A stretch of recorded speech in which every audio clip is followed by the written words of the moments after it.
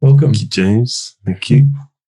Look, on today's episode, I wanted to chat to you about the role of powerful women in your life. It seems to be a theme in your current project, your solo stuff. Spirituality, the influence of Maori culture and spirituality in your life, and of course, self-acceptance. So let's dive into talking about the role of women. Has that been a prominent thing in your life, like from childhood? You've had some strong women in your life. Yeah, my mother's, she'd be my number one example. She was a solo mother, so we grew up without a father. She was a white woman, and we were two Maori boys, and we were living in Christchurch in the South Island. So, she was very strong, and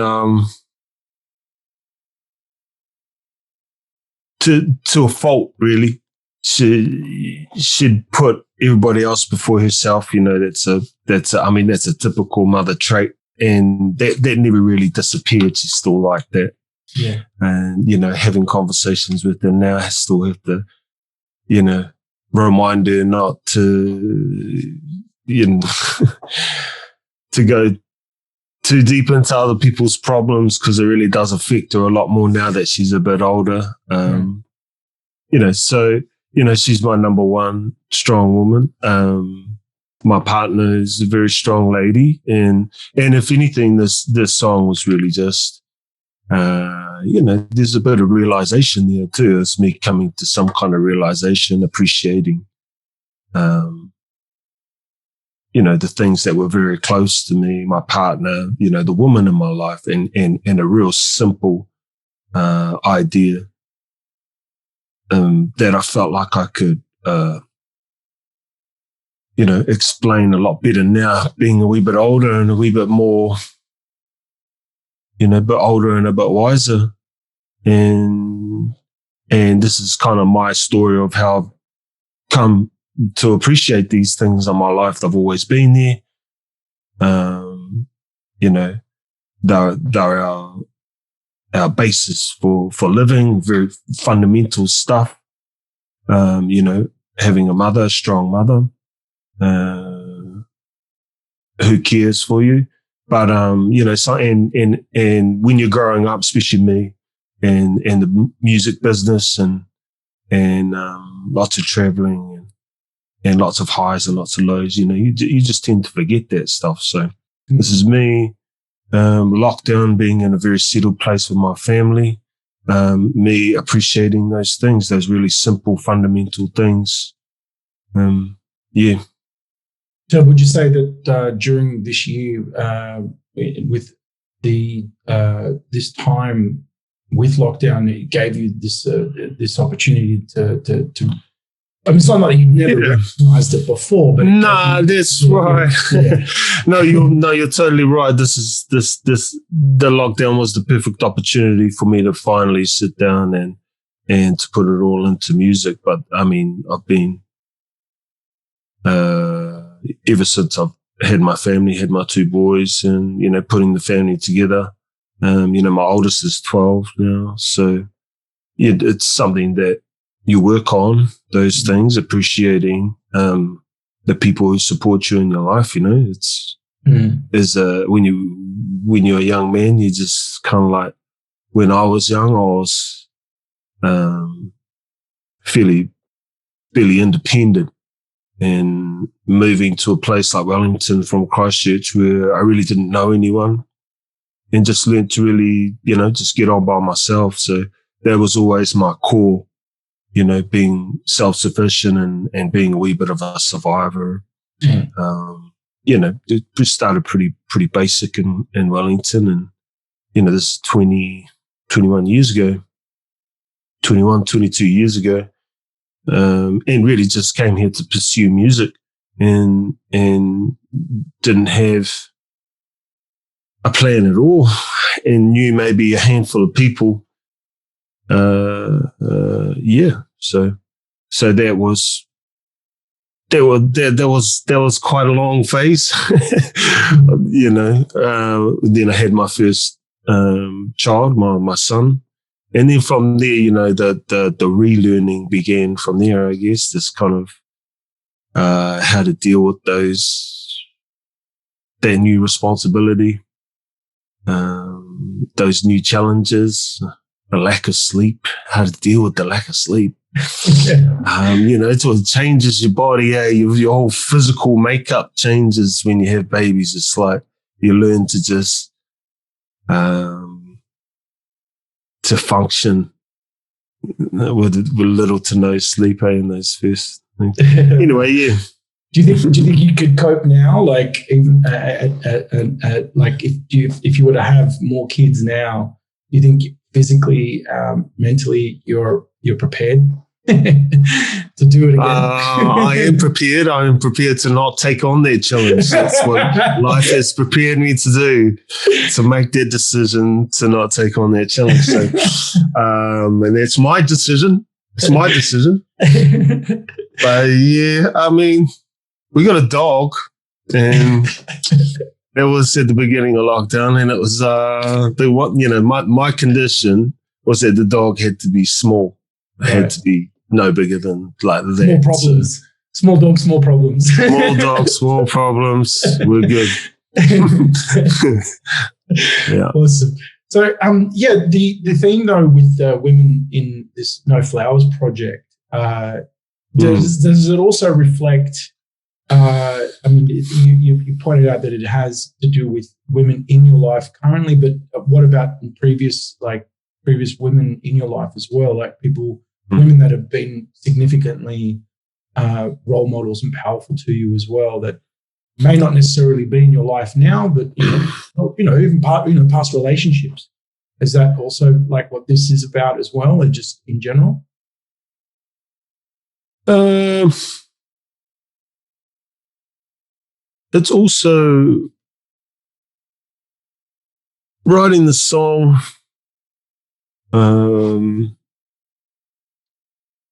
is this what inspired the whole album? This new album that's coming out too? Like, no, not really. Right, okay.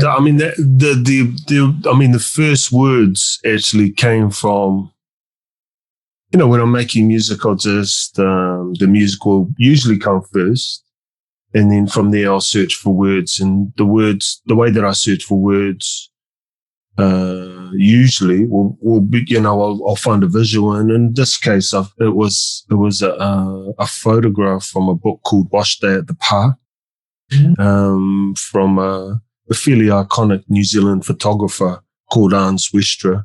I mean, she's originally from she's a Dutch-born woman who moved to New Zealand. So yeah, it was a photo of a mother holding her son, of a Maori mother holding her son, making bread in one hand and holding her baby in the other hand. But it was just a very, so the photograph, the book actually was it was a book put together, a project put together. The book was supposed to be distributed through the school, so it was a school thing. It was funded by the government, and it was Hans Westra. Basically, she was just following a Maori family for a day, and so in the morning they all woke up, and she took photos of them. So there'd be very simple. Sorry, I don't have the book on me, but very simple sentences. Such and such woke up, and such. So it was for maybe primary schools, or so. But very beautiful black and white photos, captured really beautifully. And such and such went to the wash house, and such went to here, and look who's making bread, and so. But the photos, and the photos that she's taken before, from a book actually that I found a long time ago before Wash Day at the Park, called Maori, and it was her works of photographing Maori people for, 4 or 5 years, just kind of compiled into one book. And she spent a lot of time on the marae, which is the Māori meeting house, and also a central spot for the iwi or the tribe, or for whatever tribe belongs to that area, there will be a meeting house or marae. So she spent a lot of time photographing Māori people. The first book was Maori. I found it years ago, and then this new one I found probably a year or so ago, more recently. So she'd taken some amazing photos, and this one just happened to be kind of a really simple, kind of like kids' book. But anyway, it summed it all up, kind of like what you like. It obviously triggered something, and it really did. Yeah. How did you come across the book? I actually came across the photo in the book Maori. So the photo is from a book called Washtea the Pa, and it was compiled into this book called Maori. So after investigating where the photo came from, I found out about Washtea the Pa, which was actually taken out of print as soon as it was finished, because the Maori Women's Welfare League protested about one of the photos inside the book, which was, if I'm not mistaken, it was the actual photo that they protested about. And this is, due to cultural beliefs. It was a photo of a young boy standing on the stove to heat his feet. And it's quite tapu to have your feet on any place where you serve food. So that's, and tapu is sacred. And it's part of the belief or the culture. So, and not only that, but I think overall there was protests from other places, and the Māori Women's Welfare League was just one place but lots of people protested about the conditions of the family were living in, kind of how poor they were, and they felt like it didn't really it wasn't a fair reflection of the Māori people. So that book was eventually taken out of print, and they burned copies and they destroyed a lot of them, so it's really rare. But yeah, it was a big deal. Yeah. Anyway, it was super interesting. Like, so obviously this image spoke a lot of words, and the backstory of it represented some kind of alignment with the women in your life. And well, the word "she's no flower" jumped out at me from that picture. So, yeah, just jumped out. Got it.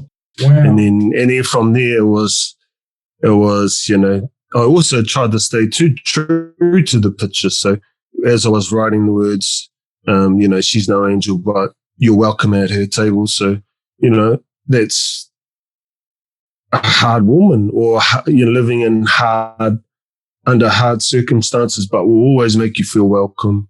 Yeah. And that's my mother. That's my partner. But yeah. Would you say like there's a beauty about that, and there's a respect for women through the Māori culture. The meeting house, or the actual house, the big house, the whare nui, is that's that. Yeah, just the role that women play in the Māori culture is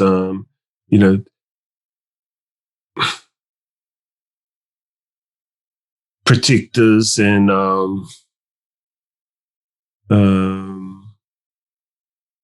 yeah. Did you find that it gave you some like level of sort of knowing and comfort, like when, especially when you were touring so much in the early years as well, that knowing of these women and that they're at home waiting for you, you know, just that. So there was this level of safety or this level of comfort of them being there. Did that help you along your travels and along through your work and touring so much? Did that sense of knowing that in the background, is that also kind of? Yeah, absolutely. Yeah. Awesome.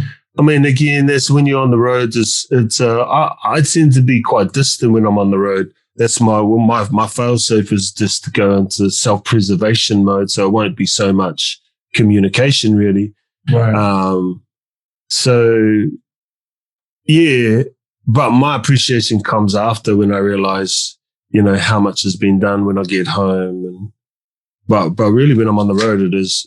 I do tend to just kind of like isolate myself quite a lot and focus on what I need to do. If I've got lots of shows in a row, then I need to get my sleep and lots of there's a preparation, lots of rest and water. Yeah. So I mean, we were touring through Europe. You know, when I toured through Europe, because we're so far away from home, we can't really afford to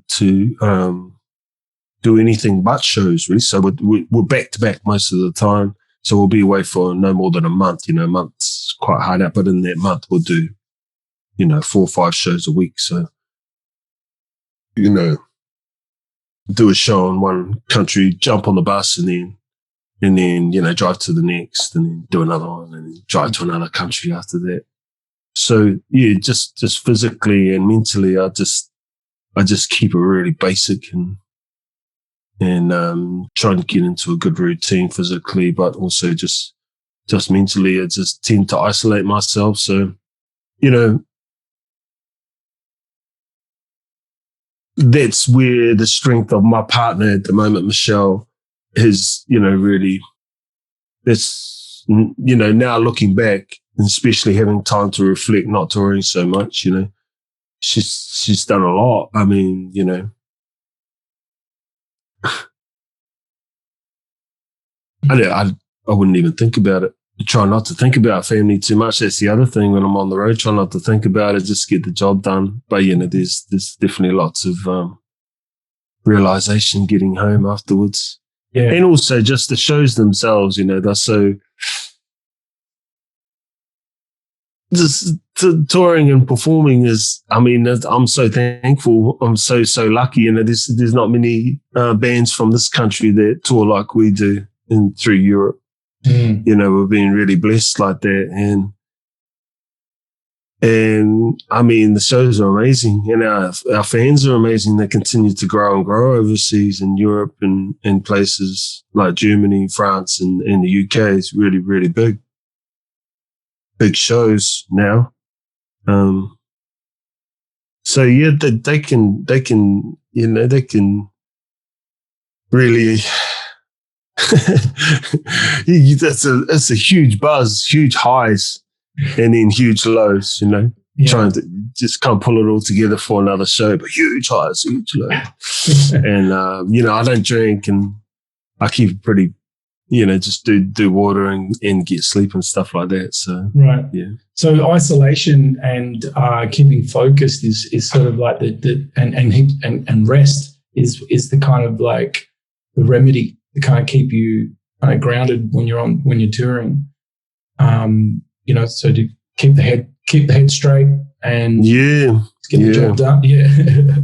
Yeah, just kind of get the job done. But, you know, more than anything, I don't want to miss, you know, I don't want to, I just want to enjoy it, you know. A lot of the time, if I feel like I'm a bit too tired and start focusing on other things, it'll just be unenjoyable, you know. Doing it over, it's the thing, that's that repetition thing, you know. The more you do it, the more you become used to it, you know. That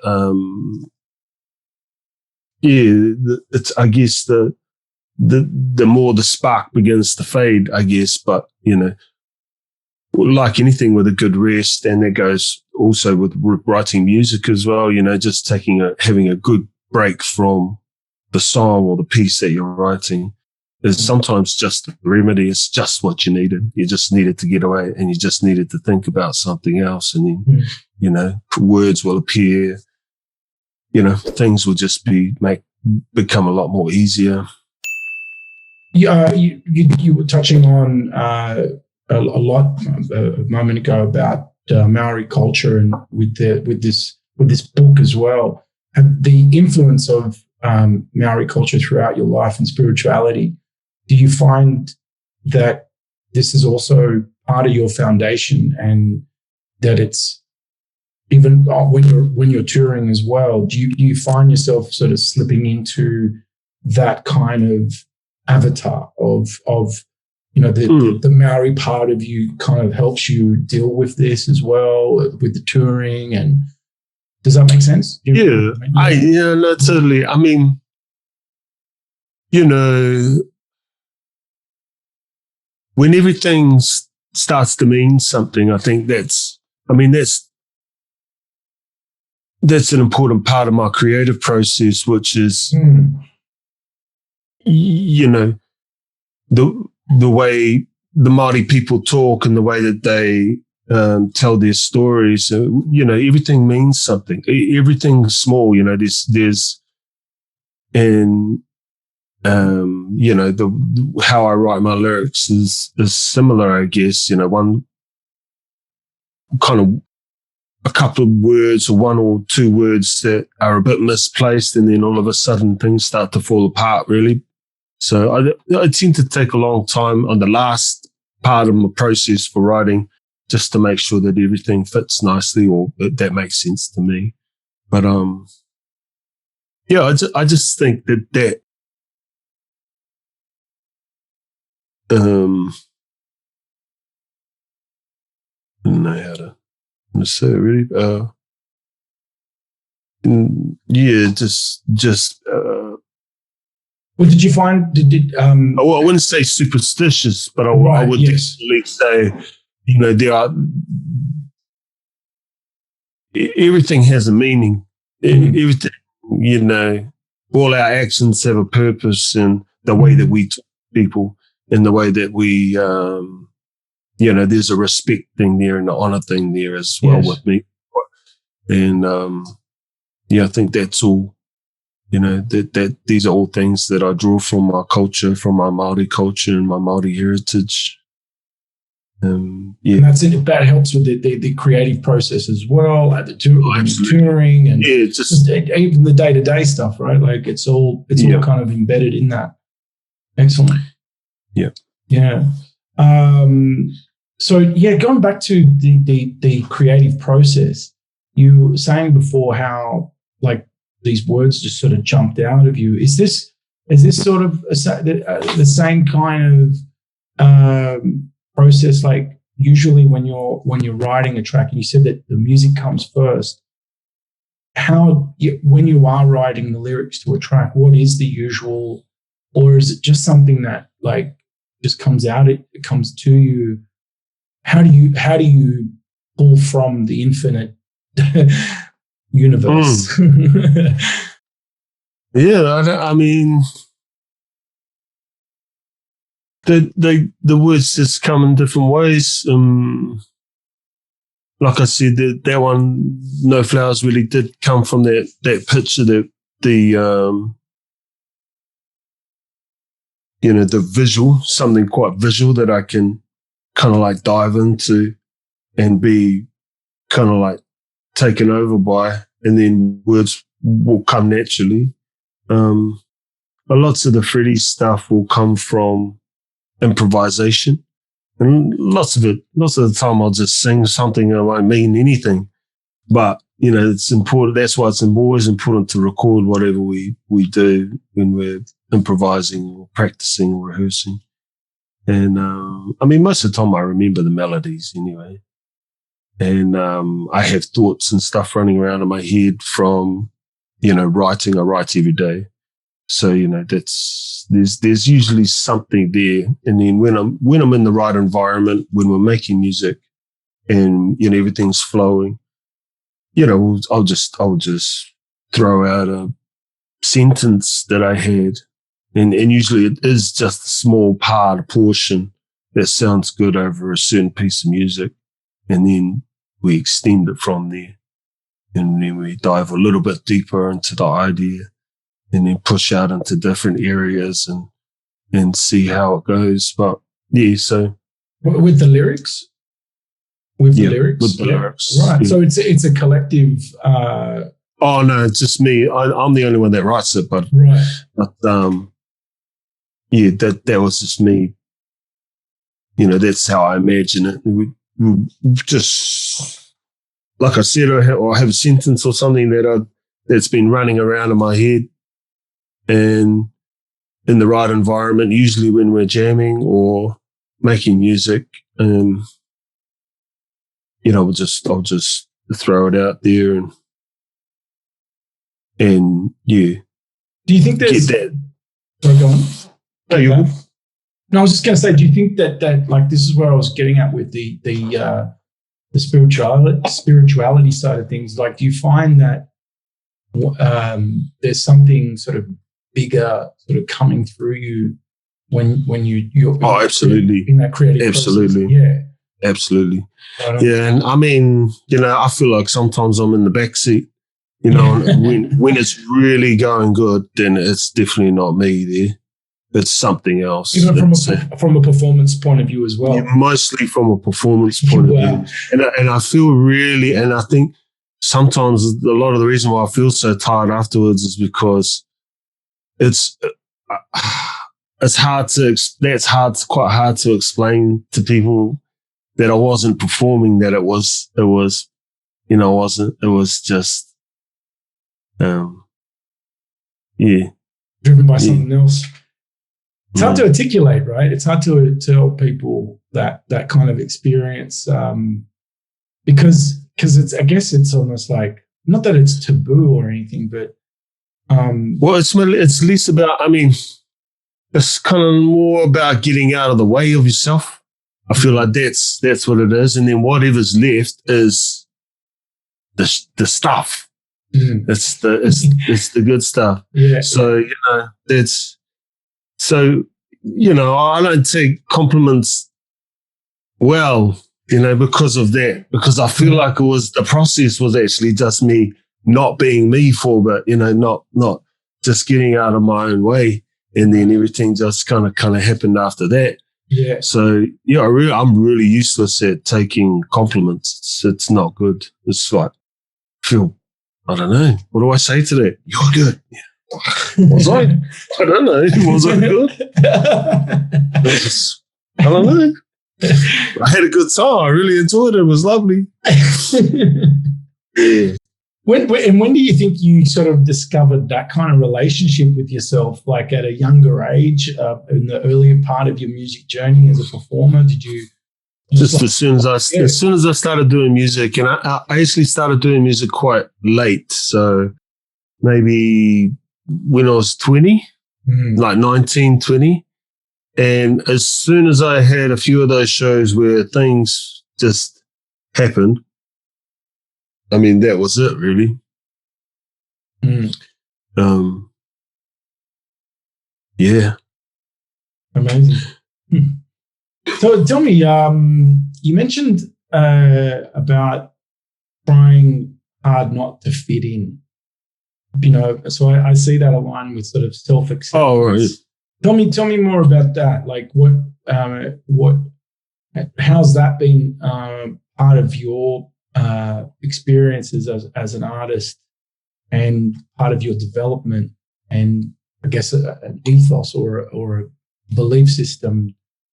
What were the benefits of doing that? Why have you chosen that as being a very important part of your artist growth and a way as even on a personal level, you know, like, yeah.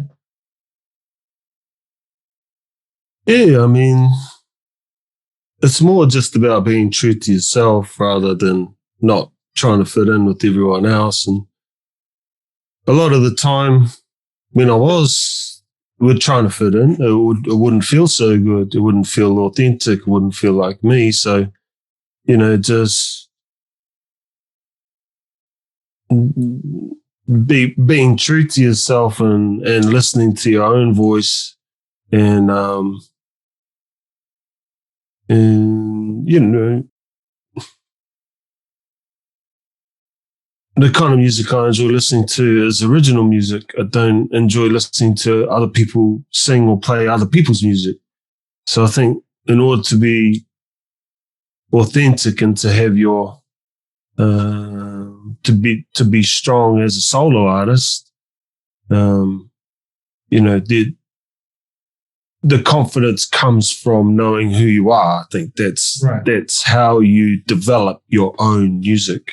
That's how people see what you are to begin with and what kind of music you are. And I think that's half the challenge, is getting people to see who you are. And, you know, they may not like it and some might, but I think when you're becoming an artist, it's more important to make that connection with people so that they know what it is, so that they can see it, and so that they can judge for themselves whether they want to support it or listen to it. And that's where you start to actually make a fan base. And, you know, you have a base of supporters and of people who are quite loyal. Which, you know, that's how it's happened for me. And I've been so privileged because it's given me, you know, these people who are really supportive and loyal will be there even when you're trying new shit out, when you're experimenting, when you're not so good, but they know that you love the music and they always want the best from you or for you. And, yeah. So would you say self-acceptance, like the more you found yourself over time accepting who you are and not trying to fit in, your own voice came through, what you wanted to do came through. And is this what this whole new project's about as well? Like you doing this whole solo thing? I mean, we know lockdown has kind of been part of that provoking or to do this now. But how do you feel now of kind of like doing the solo project after so many years? Going solo? I mean, it's, I really love it. I'm really loving the solo thing. Yep. It's been quite a creative time for me through lockdown, and I guess also just being in lockdown here in New Zealand, being isolated with my family and also doing music. So I'm not on the road doing music. I'm at home doing music and diving into music. Just me, no band, just me and my family has been just a really awesome, encouraging time. It's been, you know, the final fusing of my two worlds together to be able to, you know, try and explain it. It's been great just being able to bring my family along on the ride, I guess. With my voice, you know, I knew I didn't, you know, I always felt quite limited with my voice and what I could do. And I've sung with amazing singers all my life. And when I very first started singing, I was always the least confident or the weakest singer. But, you know, I wasn't ashamed to try. And I knew there was certain things about my voice that nobody else was really, that I couldn't hear in anybody else's voice, I guess. So, yeah. I'm not a natural singer, really, but I just love to do it. I just wanted to perform with the band and just stuck with it. So, I mean, the last 4 or 5 years I've learned a lot, and doing shows overseas and touring has really given me a chance to learn how to take care of my voice and to learn lots about the voice and how it works and stuff. But really, it's been a long journey. But yeah, I think also I still don't think I'm the strongest singer technically, but I think that's also why I put a lot of work into my vocals when I'm recording. You know, it just gives me a little bit more of an edge and makes me want to work harder to try and get the best performances. So, I mean, I don't know if it's a lack of confidence, but you know, I'm always learning. I guess I really enjoy this kind of learning and the process. Yeah, the process. Yeah, excellent. Well, Dals, tell us what can we expect now for this this project, this new album? Tell the listeners what's happening. Like, are you releasing a single every month, every couple of months? When's the actual album? Well, yeah, so the album, 2021, okay. I'm looking at 2021 as being an official release. Good. Yeah, an unofficial release for the album. I've got another single ready to drop probably in end of February. Okay. I wanted to try and get it out before Christmas, but it just wasn't going to happen. I was just too busy with family life. So the end of February, and also I've got a big tour coming up. You know, New Zealand's we're full steam ahead here. So that's amazing. We've got so many. I know it's summer here. It's a big time for touring and lots of festivals, and yeah, and it's mostly for local homegrown stuff, isn't it? Like that's basically and it's all local homegrown. Good stuff. Yeah, and there's twice as many people making music at the moment in New Zealand, and yeah, wow, it's a great time for New Zealand music. So yeah. After summer and after the new year, then I'll drop another single, and then hopefully the album maybe the middle of next year. But okay, yeah, we'll see how we go. And who are you really enjoying at the moment? You mentioned you went to a show recently. I went to a show recently. Yeah, we went to a show last week. Actually, went to go see Troy Kingy. Yeah, he's a local funk soul artist. And it was amazing. It was really good. I think he had about 9 people on stage with horns, BVs, and wow. And he was fully decked out in the mink coat with the hat and the shades and the lights, and it was super funky. And he's amazing. Troy Kingy, check him out. He's really good, like world class, beautiful music. I'm on it. And it was packed. It was packed in there. Yeah, fantastic. I'm so jealous, man. We just that vibe right now. It's like damn. So yeah. Where can we? What are the usual handles, social media handles, and links that people can go and check you out? Just Dallas Tamaira on Instagram and Facebook as well. And Spotify artist page. And anything happening with Freddy's coming up? Like any new stuff with Freddy's? Yeah, we just released an album actually. Yes. It's a new live album. It's called The Lock-In. Mm-hmm. And we just released that. It's coming out on vinyl in a couple of months. And so it'll be a double LP live album. So all recorded live. And yeah. Then we're just gonna do heaps of shows this summer. I can't remember how many. And Freddy shows, yeah. Yeah, Freddy shows, yeah. Awesome. Yeah. Well, I have to tell you, we have this coffee house here in Dubai, who's run by a gentleman who running the Matterhorn back in the day, Leon. Yeah, Leon's a good buddy. Oh, wicked! Yeah, man. Say hello to Leon. Say hello from me. I will do. Awesome, amazing. Yeah, yeah. Good people. Him and Rose. Yeah. Lovely people. Awesome. Absolutely lovely. And Yeah, big shout out to Nightjar. Yeah, nice, man. Cool.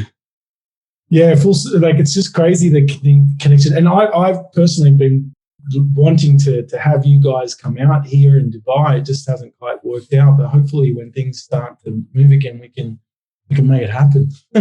Oh, it's all gonna, we're all gonna be good, man. It's gonna happen. Yeah. Awesome. Well, thanks again, Dallas. It was an absolute pleasure chatting with you. Yeah, you too, bro. Yeah, all the best. And take care.